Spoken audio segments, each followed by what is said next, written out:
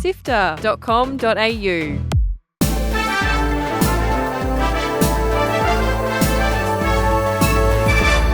Hi, I'm Fiona Bartholomeus. And I'm Gianni Di Giovanni. And welcome to Walkthrough, Sifter's weekly recap on the biggest news in video games. This week, well, there's absolutely one massive story that's going to overshadow everything else. Hollow Knight Silksong finally has a release date. Plus, we'll tell you about the other games announced at Gamescom, and journalist Chris Hansen goes after Roblox. Here is the news for Sunday, 24th of August. Let's go. Join the Sifter community on Discord at sifter.com.au/Discord. Silksong. After 8 years of waiting, the Australian-made Hollow Knight Silksong finally has a release date of September 4th, which is only a bit over a week away. We got to see a bunch of new locations, and in this game, you'll be playing as Hornet, ascending to the peak of a haunted kingdom using air vents and carts to travel the different areas. Hornet plays a little bit differently than the protagonist of the first game. Her moveset is a lot more acrobatic and fluid. There'll be over 200 different kinds of enemies and 40 bosses. They're definitely going all out with this one. Now, the reason why there's over 200 different kinds of enemies and bosses is going to be pretty interesting to a lot of you.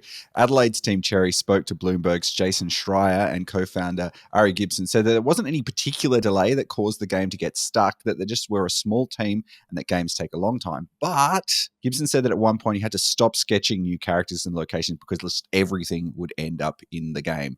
The game originally started as DLC for the original Hollow Knight, but it's now been expanded to its own standalone game, and it's been, 8 years since it was first announced. Hollow Knight Silksong will be out on PC, PlayStation 4 and 5, Xbox One and Xbox Series X, as well as the Nintendo Switch on the 4th of September. Gamescom Opening Night Live was held this week with a stack of news and lots of games to look forward to next year.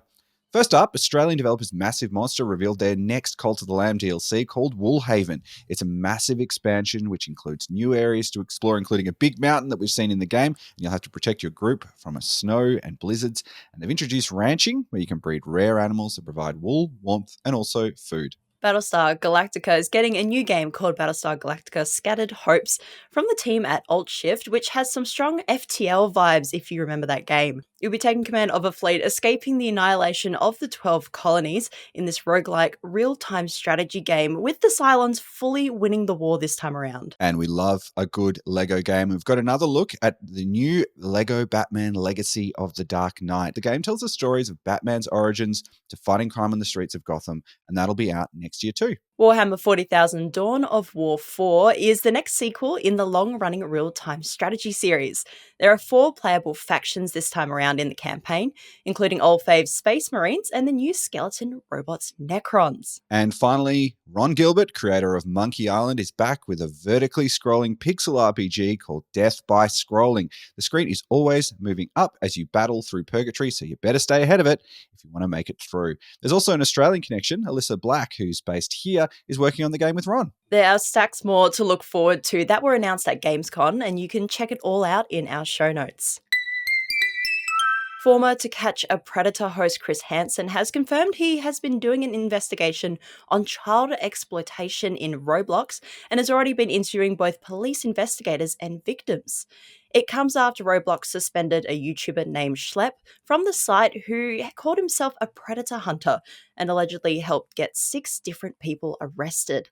He then shared a cease and desist notice Roblox sent him and announced he had attained legal representation to fight Roblox actions. Chris Hansen said that Schlep will collaborate on the project. He's working with crime network True Blue, where there are rumors that the findings of this investigation will be released as a documentary called Predators. In a statement, Roblox said that any assertion that they would intentionally put their users at risk of exploitation is simply untrue, adding that no system is perfect and bad actors adapt to avoid detection.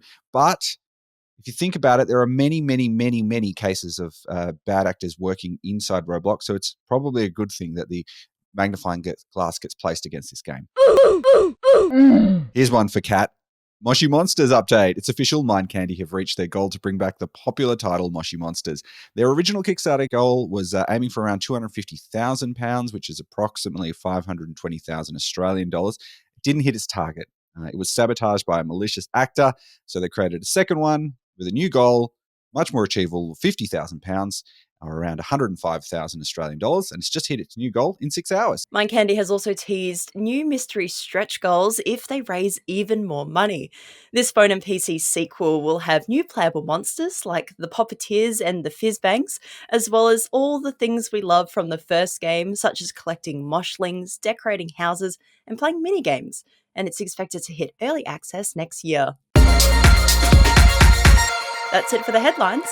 Here are the games coming out this week. Get ready to raise animals, harvest crops, and grow your Bazaar business in Story of Seasons Grand Bazaar. It's the latest game in this series, and it looks absolutely adorable. Help Zephyr's Town's Grand Bazaar return to the thriving market and town that it used to be by tending to your new farm, crafting rare delicacies, and selling them at your own stall. It releases on the 27th on Nintendo Switch and the 28th on PC. Snake is back with Metal Gear Solid Delta Snake Eater, a remake of the 2004 Metal Gear Solid 3. Jump back into the original game, but with new and improved graphics and audio that enhances the jungle and other iconic locations. It's out on the 28th on PC, PlayStation 5, and Xbox Series X and S. It's interesting, this game has recently been re-released as part of the Metal Gear Solid collection, but it's surprising how much games have moved on from 2004. This is one of the best Metal Gear Solid games before they got too incredibly weird. So it's definitely one to check out, and I'm excited to see this one when we get hands on it. Kirby and the Forgotten Land, a fave from the Nintendo Switch, gets its next-gen upgrade this week on the 28th. It brings with it a new expansion campaign, the Star-Crossed World, with upgraded graphics and new abilities. You can find that one exclusively on the Nintendo Switch 2 this week. Out on the 29th is Davy X Jones. Play as the infamous pirate, but with a bit of a twist. After being betrayed, robbed, and beheaded, and sunk to the locker, you play as his body Jones, and you work with the stubborn skull Davy in a revenge quest to face your nemesis Blackbeard. Be the pirate you are meant to be when it comes to early access on PC this Friday. Articles to read, Videos to watch. and podcasts to listen to. Sifter.com.au.